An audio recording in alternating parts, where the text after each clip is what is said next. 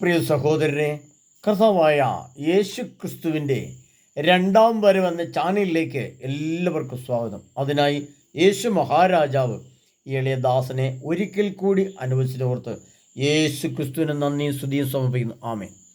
പ്രിയപ്പെട്ടവരെ, ഇന്ന് നിങ്ങളെല്ലാവരുടെയും ഹൃദയത്തിൽ നിങ്ങൾ വളരെ വേദനയോടെ കേട്ട ചില വാർത്തകളുണ്ട്. ആ വാർത്ത മനുഷ്യൻ്റെ ഹൃദയത്തിൽ തങ്ങി നിൽക്കുന്ന ചില വാർത്ത. ഒന്നാമത്തെ വാർത്ത, വെനസ്വേലയിൽ എന്തു സംഭവിച്ചു? ഒറ്റയടിക്ക് ഒരു സെക്കൻഡ് കൊണ്ട് 1,00,000-ൽ പരം ആളുകൾ മരിച്ചതായി വാർത്ത കേൾക്കുന്നു. അത് 1,00,000 ആയിരിക്കില്ല, ഒരുപക്ഷെ 2,00,000-മോ 3,00,000-മോ ഒക്കെ ആയി വർദ്ധിച്ചേക്കാം. രണ്ടാമത്തെ വാർത്ത എന്ന് പറയുന്നത് ധർമ്മസ്ഥലം എന്ന പറയുന്ന സ്ഥലത്തെക്കുറിച്ചുള്ള വാർത്തകൾ നിങ്ങൾ കേൾക്കുന്നുണ്ട്. ഞാൻ ആ വിഷയത്തിലേക്ക് കടക്കുന്നില്ല. അതിൻ്റെ നിഗൂഢതകൾ നിങ്ങൾ അന്വേഷിച്ച് മനസ്സിലാക്കുക. അവിടെയും എന്താണ്, മരണപ്പെട്ട വാർത്തകളാണ് നമ്മൾ കേൾക്കുന്നത്. മരണത്തെ സംബന്ധിക്കുന്ന വാർത്തകൾ, കൊന്നതിനെ സംബന്ധിക്കുന്ന വാർത്തകൾ, അങ്ങനെയുള്ള വാർത്തകൾ. മറ്റൊന്നാണ്, നമ്മുടെ തലയ്ക്ക് മുകളിൽ ഒരു അണുബോംബ് പോലെ നിൽക്കുന്ന മുല്ലപ്പെരിയാർ. ആ വിഷയം നമ്മുടെ കേരളത്തിൽ ധാരാളം ആളുകൾ ചർച്ച ചെയ്തു കഴിഞ്ഞു. അതിനായിട്ട് ഒരുപാട് അധ്വാനിക്കുന്ന അഡ്വക്കേറ്റ് റസൽ ജോയി എന്ന് പറയുന്ന ആ അഡ്വക്കേറ്റ് ലോകപ്രശസ്തമായി അദ്ദേഹം ഇതിനെപ്പറ്റി പഠിക്കുകയും അതിൻ്റെ ആധികാരിക വശങ്ങളെക്കുറിച്ച് പഠിക്കുകയും അതിൻ്റെ ഉത്തരവാദിത്തപ്പെട്ട ആളുകളുമായിട്ടും അതിൻ്റെ വിഭാഗത്തിൽപ്പെട്ട ആളുകളുമായിട്ടൊക്കെ സംസാരിക്കുകയും ഈ വിഷയം സുപ്രീം കോടതിയിൽ എത്തിക്കുകയൊക്കെ ചെയ്ത് ഒരുപാട് അധ്വാനിച്ച റസൽ ജോയി എന്ന ബദറിനെ ഞാൻ മനസ്സിൽ ഓർക്കുകയാണ്. അദ്ദേഹമായിട്ട് ഞാൻ ഫോണിൽ സംസാരിച്ചിട്ടുണ്ട്. അപ്പോൾ അത് നമ്മുടെ തലയ്ക്ക് മുകളിൽ നിൽക്കുകയാണ്. അത് പൊട്ടിയ ഇപ്പം ഞാൻ എടുത്തു പറയാൻ കാരണമെന്ന് പറയുന്നത്, വെനസ്വേല എന്ന സ്ഥലത്ത് എന്താണ് ഈ കഴിഞ്ഞ വെളുപ്പിന് സംഭവിച്ചത്? പ്രിയ സഹോദരരെ, വിശുദ്ധ ഗ്രന്ഥത്തിൽ എഴുതപ്പെട്ട ഒരു വചനത്തിൻ്റെ നിവർത്തീകരണമാണ് ഈ സംഭവിച്ചിരിക്കുന്നത്. വിശുദ്ധ ഗ്രന്ഥത്തിൽ അത് എഴുതി വെച്ചിട്ട് വചനത്തെ നാം പഠിക്കണം, അറിയണം. എന്തുകൊണ്ടെന്നാൽ യേശയ്യാപ്രവാചകന്റെ പുസ്തകം 5-ാം അധ്യായം അതിൻ്റെ 14-ാം തിരുവചനം 13 മുതലുള്ള വചനങ്ങൾ നമ്മൾ വായിക്കണം. ശരിക്കും പറഞ്ഞാൽ 10 മുതലുള്ള വചനങ്ങളിലേക്ക് നമ്മൾ വരുമ്പോഴേ അതിൻ്റെ ആശയപൂർണ്ണത നമുക്ക് ലഭിക്കുള്ളൂ. ഞാൻ 10 മുതലുള്ള വചനങ്ങൾ വായിക്കാം. 10 ഏക്കർ മുന്തിരിത്തോട്ടത്തിൽ നിന്ന് 1 ബത്ത് വീഞ്ഞും 1 ഹോമർ വിത്തിൽ നിന്ന് 1 ഏഫ ധാന്യവും മാത്രം വിളവ് ലഭിക്കും. ഞാൻ ആ വിഷയം പറയാൻ വേണ്ടിയല്ല പറയുന്നത്, മറ്റൊരു പ്രധാനപ്പെട്ട പോയിന്റ് പറയാൻ വേണ്ടിയാണ് നിങ്ങൾ പറയുന്നത്. ലഭിക്കും. ലഹരി പാനീയങ്ങളുടെ പിന്നാലെ ഓടാൻ വേണ്ടി അതിരാവിലെ ഉണരുകയും വീഞ്ഞു കുടിച്ചു മതിക്കാൻ വേണ്ടി ഉറങ്ങാതിരിക്കുകയും ചെയ്യുന്നവർക്ക് ദുരിതം. അവരുടെ ഉത്സവ ദിനങ്ങൾ വീണയും കിന്നരും തപ്പും കുഴലും വീര്യവേറിയ വീഞ്ഞുമുണ്ട്. എന്നാൽ അവർ കർത്താവിൻ്റെ പ്രവൃത്തികളെക്കുറിച്ച് ചിന്തിക്കുകയോ അവിടുത്തെ കരവേലയെപ്പറ്റി നോക്കുകയോ ചെയ്യുന്നില്ല. എൻ്റെ ജനം അജ്ഞത നിമിത്തം അടിമത്തത്തിലേക്ക് നീങ്ങുന്നു. അവരുടെ പ്രഭുക്കന്മാർ വിശപ്പ് കൊണ്ട് മരിക്കും, അനേകർ ദാഹാർത്തരായി കഴിയുകയും ചെയ്യുന്നു. അതിനാൽ ഇനി പറയുന്ന വചനത്തെ നിങ്ങളുടെ മുമ്പിലേക്ക് എത്തിക്കുന്നതിന് വേണ്ടിയിട്ടാണ് ഞാൻ ഇത്രയും വായിച്ചു വന്നത്. എന്നാൽ ഈ പറയാനിരിക്കുന്ന വചനത്തിൻ്റെ എല്ലാ അന്തസ്സത്തെയും വ്യക്തമായി അതിൻ്റെ ആമുഖമായിട്ട് കർത്താവ് പറഞ്ഞു വയ്ക്കുകയാണ്. എന്നിട്ട് കർത്താവ് പറയുകയാണ്, 14-ാം വചനം, യേശയ്യാപ്രവചന പുസ്തകം 5-ാം അധ്യായം 14-ാം തിരുവചനം. അവിടെ എന്നാൽ അനേകർ ദാഹത്തിൽ കഴിയും ചെയ്തു, അതിനാൽ പാതാളത്തിൻ്റെ ആർത്തി വർദ്ധിച്ചിരിക്കുന്നു, സീമാതീതമായി അത് വായ് പിളർന്നിരിക്കുന്നു. പ്രിയപ്പെട്ട സഹോദരി, ഈ ഒരു വചനത്തിലേക്ക് വരുവാൻ വേണ്ടിയാണ് ഞാൻ ഇത്രയും വായിച്ചത്. അപ്പോൾ ഈ പാതാളത്തിലേക്ക് പോകുന്നവരുടെ ലക്ഷണങ്ങളെക്കുറിച്ചാണ് കർത്താവ് പറഞ്ഞത്. പ്രിയപ്പെട്ടവരെ, വെനസ്വേല എന്ന രാഷ്ട്രത്തെ നമുക്ക് കൊണ്ടെടുക്കാം. അപ്പം നമുക്ക് ഈ കഴിഞ്ഞ വെളുപ്പിനാണല്ലോ ഇത് സംഭവിച്ചത്. അതിൻ്റെ തലേ രാത്രിയെ നമുക്കൊന്നെടുക്കാം. അവിടെ കർത്താവ് എന്താ പറയുന്നറിയോ? അവിടെ വ്യക്തമായിട്ട് എന്താണ് സംഭവിച്ചത് പറയുന്നത്. അതിങ്ങനെയാണ്, ലഹരി പാനീയങ്ങളുടെ പിന്നാലെ ഓടാൻ വേണ്ടി അതിരാവിലെ ഉണരുകയും വീഞ്ഞു കുടിച്ച് മതിക്കാൻ വേണ്ടി ഉറങ്ങാതിരിക്കുകയും ചെയ്യുന്നവർക്ക് ദുരിതം. ഇപ്പോൾ ശരിയാണോ ഈ വചനങ്ങൾ?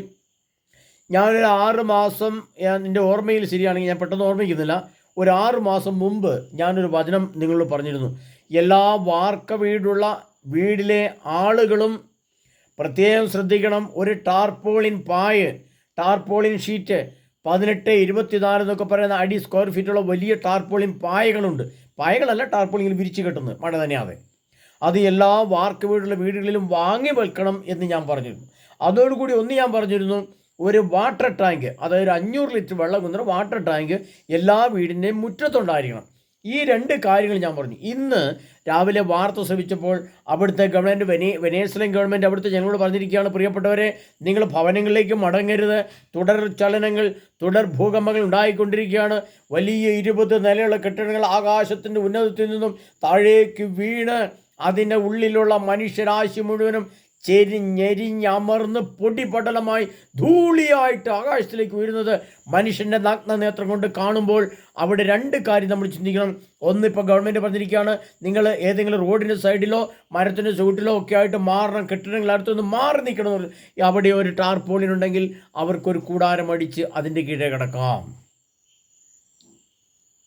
അവിടെ വെള്ളം എടുത്തുകൊണ്ടെന്ന് വെച്ച് ഒരു വീട്ടിൽ 4 or 5 അംഗങ്ങൾക്ക്, അല്ലെങ്കിൽ തൊട്ടടുത്തൊരു 5-10 പേർക്ക് വെള്ളം കൊണ്ട് ഒരു വാട്ടർ ടാങ്ക് ഉണ്ടെങ്കിൽ അവിടുന്ന് വേഗം എടുത്തു കൊണ്ടുവന്നിട്ട് കുറച്ച് വെള്ളം പിടിച്ചു വെച്ച് ഉപയോഗിക്കാം.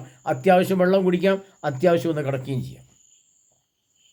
അപ്പോൾ വാർക്ക വീടുകളിൽ സുരക്ഷിതമാണ് 2 നില കെട്ടിടം വെച്ച് അതിൻ്റെ മുകളിൽ റൂഫിംഗ് ഉണ്ടാക്കി 25 ലക്ഷം, 1 കോടി, 1.5 കോടിയും കൊടുത്ത് അതിൻ്റെ കീഴെ സുരക്ഷിതമാണെന്ന് കരുതി കിടക്കുന്ന പ്രിയ ക്രിസ്ത്യാനികളെ, ലോകജനമേ, നിങ്ങൾ മനസ്സിലാക്കണം, ഒരു ഷീറ്റ് ടാർപോളിൻ്റെ കീഴിലേക്ക് നിങ്ങൾ ഇറങ്ങി ഓടേണ്ട സമയമാണിത്. അതുപോലെ തന്നെ ഇനി നമ്മുടെ കേരളത്തിൽ വരാൻ പോകുന്ന ഏതാണ്? മുല്ലപ്പെരിയാർ പൊട്ടിയാൽ ഒരു ടാർപോളിനും വേണ്ടി വരികയില്ല, ഒരു വാട്ടർ ടാങ്കും വരികയില്ല. മനുഷ്യൻ മണ്ണരച്ചു കുഴച്ചതുപോലെ മനുഷ്യ ശരീരമായി മാറാൻ പോവുകയാണ്. കേരളത്തിൽ സംഭവിച്ചാൽ അത് സംഭവിക്കുക തന്നെ ചെയ്യും. അതിൻ്റെ നിങ്ങളെ ഭയപ്പെടുത്താൻ പറയുകയല്ല. എന്നാൽ ഞാൻ ഇനി നമ്മൾ ചിന്തിക്കേണ്ട പോയിന്റ് ഏതാണെന്നറിയാമോ? ലഹരി പാനീയങ്ങളുടെ പിന്നാലെ ഓടാൻ വേണ്ടി അതിരാവിലെ ഉണരി വീഞ്ഞു കുടിച്ച് മതിക്കാൻ വേണ്ടി ഉറങ്ങാതിരിക്കുകയും ചെയ്യുന്നവർക്ക് ദുരിതം. ഞാനൊരു കാര്യം ചോദിക്കട്ടെ, ഇന്നലെ രാത്രിയിൽ നേരം വെളുക്കാറായി കഴിഞ്ഞപ്പോൾ എത്ര മണി സമയം വരെ അവിടുത്തെ വെനീസിലെ ജനങ്ങൾ ഉറങ്ങാതിരുന്ന് എന്തെല്ലാം പരിപാടി കണ്ടിട്ടുണ്ടാവും?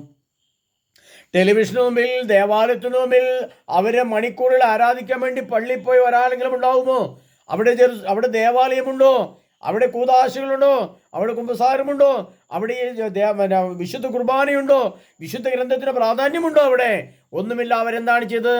തലേ ദിവസം ലിവിങ് ടൂതർ, സ്വർഗഭോഗങ്ങൾ, ബ്ലൂ ഫിലിമുകൾ, ബ്ലാക്ക് മാസുകൾ, ഏതുവിധ അശുദ്ധിയും എത്ര സമയം കാണാൻ പറ്റുമോ അത് കാണുകയും കുടിച്ച് മതിക്കുകയും ചെയ്തിരുന്നു. അത് എഴുതിയിട്ടുണ്ട് ഇവിടെ. കർത്താവ് തന്നെ, ഞാൻ എന്തിനാ പറയുന്നത്, വ്യക്തമായിട്ട് എഴുതിയിട്ടുണ്ട്. അതിരാവിലെ ഉണരുകയും വീഞ്ഞു കുടിച്ച് മതിക്കാൻ വേണ്ടി ഉറങ്ങാതിരിക്കുകയും ചെയ്യുന്നവർക്ക് ദുരിതം. ഇപ്പോൾ എന്താ ദുരിതം വല്ലതും ഉണ്ടോ? പ്രിയ സഹോദരൻ, നമ്മളെ വെനീസിലേക്ക് നോക്കണ്ട, നമ്മുടെ തൊട്ടടുത്ത രാഷ്ട്രങ്ങളിലേക്ക്, തൊട്ടടുത്ത സ്ഥലങ്ങളിലേക്ക് നോക്കാം. ഇനി അടുത്തൊരു പോയിന്റോട് പറയുന്നത്, ധർമ്മസ്ഥലം എന്ന് പറയുന്ന കർണാടകയിൽ ഒരു സ്ഥലമുണ്ട്. നിങ്ങൾ കേൾക്കുന്നുണ്ടോ വാർത്തയ്ക്കുള്ളിലേക്ക് ഞാൻ കിടക്കുന്നില്ല. അവിടെ എന്താണ് സംഭവിക്കുന്നത് ഞാൻ പറയേണ്ട ആവശ്യമില്ല. എന്താണ് ഇങ്ങനെ സ്ത്രീകളെ ഉപയോഗിച്ച് എത്രമാത്രം സ്ത്രീത്വത്തെ അപമാനിക്കാമോ, എത്രമാത്രം സ്ത്രീ സമൂഹത്തെ നശിപ്പിക്കാമോ, അതൊരു സ്ത്രീയെ ബലാത്സംഗം ചെയ്യുന്നതോ ഒരു സ്ത്രീയെ തെറ്റിദ്ധരിപ്പിച്ച് എന്തെങ്കിലും ലൈംഗികത്തിൽ ഏർപ്പെടുന്നതോ നല്ല പ്രശ്നം. അവിടെ നടക്കുന്നത് വലിയ മനുഷ്യക്കുരുതിയാണ് പ്രിയപ്പെട്ടവരെ. ഇവിടെ ഗവൺമെൻറ് ഇല്ലാഞ്ഞിട്ടാണോ? ഇവിടെ സുപ്രീം കോടതിയില്ലേ? ഇവിടെ പട്ടാളമില്ലേ? ഇവിടെ കോടതികളില്ലേ? ഇവിടെ ഗവൺമെൻറ്റുകളില്ലേ? ഇവിടെ പോലീസ് സ്റ്റേഷനില്ലേ? ഇവിടെ രാഷ്ട്രീയമില്ലേ? ഇവിടെ നിയമസഭയില്ലേ? ഇവിടെ വക്കീലന്മാരില്ലേ? ഇവിടെ കോടതിയില്ലേ? എല്ലാം നിലനിൽക്കെ ഇവിടെ നടക്കുന്ന അനീതിയും ദുഷ്ടതയും ക്രൂരതയും എത്ര ഭീമത്സവും ഭയാനകമാണെന്ന് പറയേണ്ട ആവശ്യമുണ്ടോ? ഈ സംവിധാനമുണ്ട് കീഴിലാണ് ഇത് സംഭവിക്കുന്നത് പറയുമ്പോൾ ഈ സംവിധാനങ്ങൾ കൊണ്ട് എന്തു പ്രയോജനം? പ്രിയ സഹോദരനെ, ചിന്തിച്ചു നോക്കൂ. സ്ത്രീകളുടെ സുരക്ഷിതത്വം എന്നേ നശിച്ചു കഴിഞ്ഞു ഈ ലോകത്ത്. 2000 ആണ്ട് മുതൽ ഇങ്ങോട്ടുള്ള യുഗാന്ത്യ പീരീഡാണിത്. അതുകൊണ്ടാണ് കൊരിന്ത്യസ് കടലേത്ത് കർത്താവ് പരിശുദ്ധാത്മ പറയുന്നത്, ഇത് തിന്മ നിറഞ്ഞ യുഗമാണ്. യുഗങ്ങളുടെ അന്തിമഘട്ടം നമ്മിലാണല്ലോ വന്നെത്തിരി. എന്നിട്ടും കണ്ണു തുറക്കാത്ത, എന്നിട്ടും ജ്ഞാനം ലഭിക്കാത്ത, എന്നിട്ടും ചിന്തിക്കാൻ ബുദ്ധിയും ബോധമില്ലാത്ത ക്രിസ്ത്യാനിയും ഒരുവട്ടം ജനങ്ങളും ഇവിടെ എങ്ങനെ ജീവിക്കുന്ന മന്ദബുദ്ധികളെപ്പോലെ ജീവിക്കുമ്പോൾ നിങ്ങളുടെ ജീവൻ തുലാശിലാണെന്ന് ഓർത്തുകൊള്ളണം. ഇനി അടുത്തത്, ഒന്ന് വെനീസിനെ പറ്റി പറഞ്ഞു, ഒന്ന് ധർമ്മസ്ഥലത്തെ പറ്റി പറഞ്ഞു. ഞാനൊരു വിശദീകരണത്തിലേക്ക് കടക്കുന്നില്ല, അത് നിങ്ങൾക്ക് അറിയാം. അടുത്തതാണ് മുല്ലപ്പെരിയാർ. ആ മുല്ലപ്പെരിയാർ ഞാൻ പറഞ്ഞല്ലോ, റസൽ ജോയ് എന്ന് പറഞ്ഞ ഭദ്രവാട്ടി ഞാൻ കുറേ സംസാരിച്ചു. അദ്ദേഹം പറഞ്ഞത്, ഈ കേരളത്തിലെ ജനങ്ങൾ ഇതിനെപ്പറ്റി പ്രതികരിക്കുന്നേയില്ല. ജനപിന്തുണ ഈ വിഷയത്തിൽ ശക്തമായിട്ടുണ്ടെങ്കിൽ കേരളം മുഴുവൻ ഉണരണം. കേരളത്തിലെ 4 കോടി വരുന്ന ജനസമൂഹം മുഴുവനും ഉണർന്ന് ഇതിനെതിരെ ശക്തമായി പ്രതികരിക്കണം. ഇവിടെ ഒരു പുതിയ അണക്കെട്ട് വേണമെന്നും ഈ അണക്കെട്ട് പൊട്ടിയാലുണ്ടാകുന്ന ഭവിഷ്യത്ത് കേരളം എന്ന സംസ്ഥാനം മൊത്തമായിട്ട് ഒരു കുമിള പോലെ അലിഞ്ഞ് ലയിച്ച് ഇല്ലാതെയായിപ്പോവും. ഒരു ചെറിയ നദി ഒഴുകിപ്പോകുന്ന പോലെ കേരളം ഒഴുകിപ്പോകുമെന്ന് ഇവിടുത്തെ ജനത്തിന് അറിയത്തില്ലാട്ടാണോ? ഏത് ഗവൺമെൻറ് ഭരിച്ചാലും ഇവിടെ എന്ത് സുരക്ഷിതമുണ്ട്? ഇവിടുത്തെ കേരളത്തിൽ നടക്കുന്നില്ല മനുഷ്യക്കുരുതികൾ. ഇവിടെ സമൂഹമുണ്ട്, ഇവിടെ രാഷ്ട്രമുണ്ട്, രാഷ്ട്രീയമുണ്ട്, ഇവിടെ ദേവാലയമുണ്ട്, ദൈവമുണ്ട്, ക്രിസ്തുവുണ്ട്, വചനമുണ്ട്, പ്രഘോഷമുണ്ട്, കുർബാനയുണ്ട്, കുംസാരമുണ്ട്, മെത്രാന്മാരുണ്ട്, അച്ചന്മാരുണ്ട്. എന്തോ പ്രയോജനം പ്രിയ സഹോദരൻ? ചിന്തിച്ചു നോക്കണം. കേരള സഭയിൽ നടക്കുന്ന അഴിമതിയും അനീതിയെ പറ്റി ഇന്ന് വാർത്തകൾ കേൾക്കാം. ഷാസ്കറിയുടെ വാർത്തയിൽ ഇവിടെ ഒരു മെത്രാൻ അവിടുത്തെ ആശുപത്രിയുടെ വിഷയത്തിൽ മാന്യമായിട്ട് സംസാരിച്ചിട്ട് പ്രശ്നം തീർത്തിട്ടില്ല എന്ന് പറഞ്ഞ് വാർത്ത കേൾക്കുന്നു. ഏത് ക്രിസ്തുവാണ് ഇവരുടെ ഹൃദയത്തിലൂടെ? ഏത് ക്രിസ്തുവിൻ്റെ ഏത് ലോകത്തേക്ക് ഇവർ പരലോകത്തേക്ക് പോകുന്നു ചിന്തിച്ചാൽ മതി. കാപ്പട്ടയുടെയും കാപിട്ടത്തിൻ്റെയും പടുമുദ്ര മുതിച്ച ഈ വെള്ളക്കുപ്പായം ഇട്ട് ഈ വർഗം ഈ സഭയെ നശിക്കുമ്പോൾ ഇവിടെ എന്ത് സുരക്ഷിതമാണ്? ആർക്കാണ്? എന്താണുള്ളത്? കാപട്യത്തിൻ്റെ കപടമുഖങ്ങളുടെ പിന്നിൽ അണിനിരുന്നാണ് നമ്മൾ ജീവിക്കുന്നത്. ക്രിസ്തുവിലേക്ക് വരണം പ്രിയപ്പെട്ടവരെ. ഈ സഭ നമുക്ക് ആവശ്യമില്ല. ക്രിസ്തുവാണ് ആവശ്യമുള്ളത്. ക്രിസ്തുവിലേക്ക് വരാൻ പഠിക്കണം.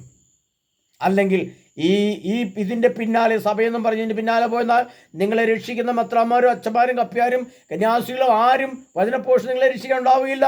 അതുകൊണ്ടാണ് വെനീസ്വലയിൽ ഇത് ഒന്നുമില്ലാത്ത സ്ഥലത്ത് സീമാതീതമായി പാതാളം വായ് വളർന്നിരിക്കുന്നു എന്ന് പറഞ്ഞാൽ അവിടെ കുമ്പസാരും കുർബാനും ഒന്നുമില്ലാതെ, ഒരു ക്രിസ്തുവില്ല, ഒരു ദേവാലയമില്ലാതെ ഇഷ്ടം പോലെ മദ്യം കഴിച്ചും പുകവലിച്ചും സകലവിധ അനീതിയും മ്ലേച്ഛതയും കൊണ്ടുവന്ന് അവരുടെ ആത്മാവ് എങ്ങോട്ടാണ് പോയത്? സീമാതീതമായി വായ് പിളർന്നിരിക്കുന്നു. 100,000 ആൾക്കാരെ ഒറ്റ സെക്കൻഡിൽ ഭൂമിക്കടിയിലേക്ക് വലിച്ചു താഴ്ത്താൻ മാത്രം അധംപതിച്ച വലിയ ഭൂകമ്പം അവിടെ സംഭവിച്ചപ്പോൾ ഇത് ലോകത്തിന് പാഠമാണോ? ഇത് കണ്ടിട്ട് ആരെങ്കിലും കുമ്പസാരിക്കുന്നുണ്ടോ? ഇത് കണ്ടിട്ട് ആരെങ്കിലും വിശുദ്ധി പ്രാപിക്കുന്നുണ്ടോ?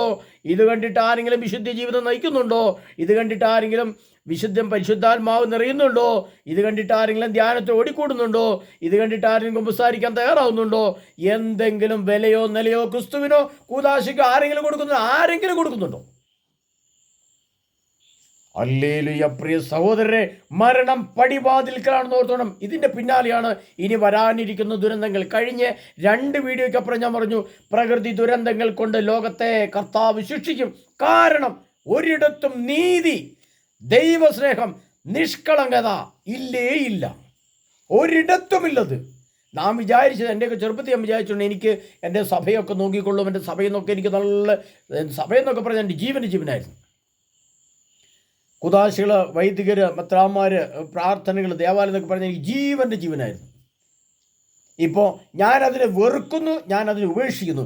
ഞാൻ എൻ്റെ യേശു ക്രിസ്തുവിനെ അഗാധമായി സ്നേഹിക്കുന്നു. കാരണം തിരിച്ചറിഞ്ഞു പലതും. ഹല്ലേലൂയ. അതുകൊണ്ട് കർത്താവ് പറയുകയാണ്, എൻ്റെ ജനം അജ്ഞത നിമിത്തം അടിമത്തത്തിലേക്ക് നീങ്ങുന്നു. യെശയ്യാപ്രവാചകന്റെ പുസ്തകം 5-ാം അധ്യായം 12-ാം തിരുവചനത്തിൽ ഇങ്ങോട്ട് വായിക്കുക. അവരുടെ ഉത്സവങ്ങൾ അവിടെ എഴുതി വെച്ചിരിക്കുന്നത് എന്താ എഴുതിയിരിക്കുന്നത്? തടിച്ചുകൂടി മുടങ്ങാതിരിക്കുകയും ചെയ്യുന്നു. അവരുടെ ഉത്സവങ്ങളിൽ വീണയും കിന്നരവും തപ്പും കുഴലും വീര്യമേറി വീഞ്ഞുമുണ്ട് എന്ന് പറഞ്ഞാൽ അവരുടെ എന്താ പറയുന്നത്, ഡാൻസുകൾ, വേറൊരു ഭാഷ പറഞ്ഞാൽ കാബറ നൃത്തങ്ങൾ പോലുള്ള പരിപാടികൾ, അതിന് വല്ല കുറവുണ്ടോ? ഇഷ്ടംപോലുണ്ട്. അതിനകത്ത് വീര്യമേറി വീഞ്ഞുമുണ്ട്. എന്നാൽ അവർ കർത്താവിൻ്റെ പ്രവൃത്തികളെക്കുറിച്ച് ചിന്തിക്കുകയോ അവിടുത്തെ കരവേലയെ പറ്റി നോക്കുകയോ ചെയ്യുന്നില്ല.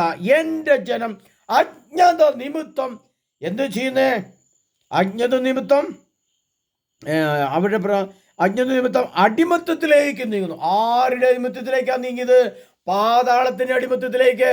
ഒറ്റ ദിവസം കൊണ്ട്, ഒറ്റ മിനിറ്റ് കൊണ്ട്, ഒറ്റ സെക്കൻഡ് കൊണ്ട് ലക്ഷങ്ങളെ പാതാളത്തിൻ്റെ അഗാധങ്ങളിലേക്ക് വലിച്ചു താഴ്ത്താൻ, ആത്മാവിനെ പാതാളത്തിലേക്ക് വലിച്ചു താഴ്ത്താൻ സാധിക്കുന്ന അവസ്ഥയിലേക്ക് അവരുടെ ആത്മാവ് അധപതിച്ചു. അതുകൊണ്ട് പറഞ്ഞ പാതാളത്തിൻ്റെ ആർത്തി വർദ്ധിച്ചിരിക്കുന്നു, അതിസീമാതീതമായി വർദ്ധിച്ചിരിക്കുന്നു പറഞ്ഞിരിക്കുന്നത്. ഹല്ലേലൂയ. പ്രിയ സഹോദരരെ, ഇതൊക്കെ കണ്ണുകൊണ്ട് കാണുക, ചെവി കൊണ്ട് കേൾക്കുക. ഇനിയെങ്കിലും ഒന്ന് മനസ്സിലാക്കേണ്ട പൊന്ന് സഹോദരരെ, ക്രിസ്ത്യാനികളെ, ഞാൻ നിങ്ങളെ എടുത്തു പറയുകയാണ്. നാളെ നെടുമ്പാശ്ശേരി വിമാനത്താവളത്തിൽ ധ്യാനം നടക്കുകയാണ്. പ്രിയപ്പെട്ടവരെ, ഓടിക്കൂടണം. നിങ്ങൾ ഓടിക്കൂടേണ്ട സമയമാണത്.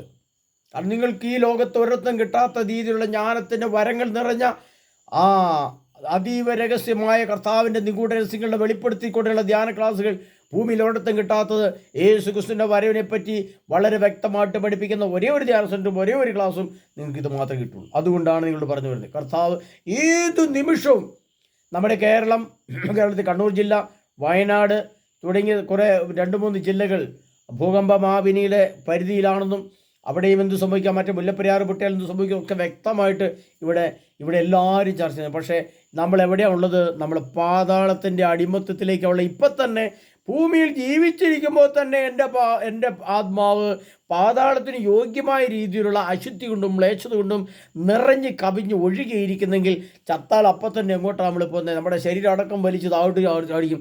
അതുകൊണ്ടാണ് ഭൂമി വിണ്ടുകീരുന്നതും ഭൂമിയുടെ അടിയിലേക്ക് 25-30 നിലകൾ കെട്ടിടങ്ങൾ ഒരു മനുഷ്യൻ്റെ മേലേക്ക് വീണാൽ എങ്ങനെയാണ് ചെയ്യുന്നത്? ആ മനുഷ്യൻ ഭൂമിക്കടിയിലേക്ക് ആ ടണ്ണ് കണക്കിന് ഭാരം കൊണ്ട് വീണ് ഭൂമിക്കടിയിലേക്ക് ശരീരത്തോടെ താഴ്ന്നു.